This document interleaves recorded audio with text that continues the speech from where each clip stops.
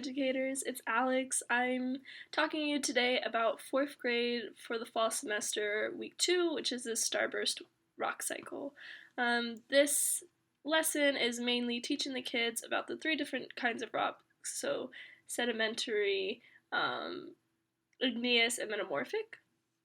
So it's a lot of info for them, and it's definitely challenging to get through all the info. So just some quick tips. I have 3 quick tips for you.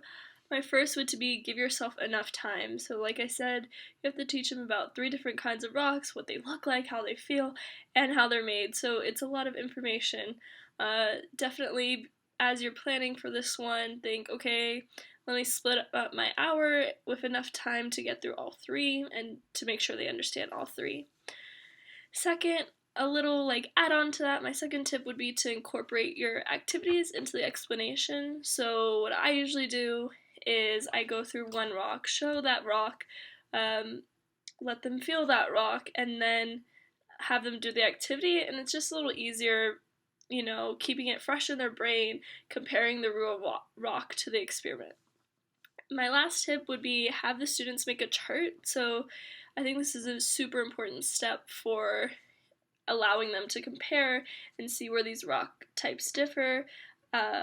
Some key headers I would have would probably be, what is this made out of, how does it feel, and then how is it made, because those are, I feel, are the 3 most important things they should know, and be able to differentiate between the 3. Next, so you probably will experience some troubles or difficulties with your students. My first advice is to make sure everyone has a job. So you're working with Starburst, they're really, really tiny, so it's easy for one student to just take them all and do the job.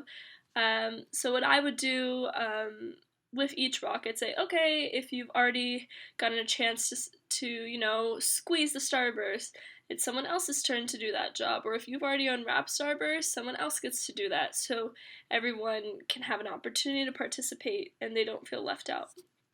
My second troubleshooting tip would be to completely explain one type of rock before moving on or mentioning another type. It's just a lot easier.